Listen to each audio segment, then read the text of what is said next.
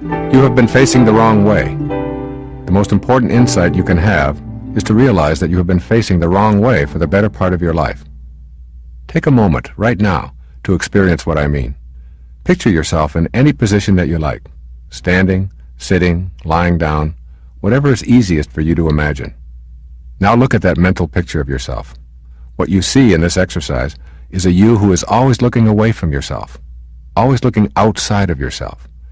You are facing the wrong way. Now imagine being able to shift around and face the opposite direction. If you could in some magical way do so, then you would be facing inward. We've all been taught to look outside of ourselves for sustenance, to look beyond the self for power, love, prosperity, health, happiness, and spiritual fulfillment. We've been conditioned to believe we get life's bounty from somewhere outside of ourselves. But it's possible to reverse our gaze from outward to inward. And when we do, we find an energy we've sensed but not previously identified. There dwells within all human beings a divine energy. The power of this energy permeates our entire being and permits us to perform every function in the vast repertoire of human thoughts and behaviors. There are two aspects to this divine energy. The outer aspect causes the heart to beat and the lungs to inflate and the senses to function. It essentially keeps our physical bodies alive. The inner aspect of this energy is dormant, but it can be awakened. This inner universe is vaster than the outer universe. Inner joy makes all joy that is experienced in the world of the senses seem meaningless. When the divine light within you is experienced directly, it adds a radiance to life, unlike anything that can be described with words or pictures. When you discover your sacred self, you awaken this dormant inner energy and let it guide your life. The word most commonly used to describe this inner force is spiritual. When I talk about spirituality and being spiritual, I am describing an attitude toward God and the inner journey of enlightenment. I'm speaking of expanding the godlike qualities of love, forgiveness, kindness, and bliss within ourselves. In my interpretation, spirituality is not dogma or rules. It is light and joy and focuses on the experience of love and inner bliss, radiating those qualities outward. I call the journey to discover your sacred self your sacred quest.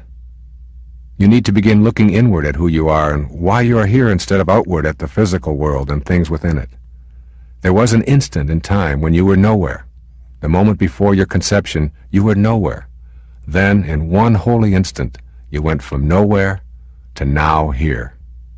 There will be another holy instant when you will go from nowhere to now here. We call that moment death, yet you, the divine, changeless, eternal, invisible you, will live on. If it is true that we are a part of an intelligent system, we can assume that we go from nowhere to now here for some purpose. With this realization, you can stop doubting that you are a divine creation with purpose and just accept that you are. You are a part of this intelligent system, and you are here for some divine reason. That reason, you can surely guess, is concerned with the spiritual inner energy I am writing about. Knowing your spiritual self is your sacred quest and your life challenge. So many of us have grown up believing that who we are is this body we carry around, the job we perform, and the religion we practice. Our lives are involved with externals at the same time that we see that they are always changing and shifting. Yet somewhere inside of ourselves, we feel the same. You may not have given that self aspect much of your awareness, but if you do, you will discover an inner self that never changes but is trapped in a changing world. Someday your physical self will probably rest beneath a tombstone that records the date of your birth and the date of your death. But your inner soul knows you are eternal. Knowing this in a way that leaves no room for doubt will greatly enable your sacred quest. When you reach that state, knowing that who you are is the unchanging self, you will be on purpose in your life. Sogyal Rinpoche, in the Tibetan Book of Living and Dying, puts this into words that are worth framing. In the modern world, there are few examples of human beings who embodied the qualities that come from realizing the nature of mind. So it is hard for us even to imagine enlightenment or the perception of an enlightened being, and even harder to begin to think that we ourselves could become enlightened.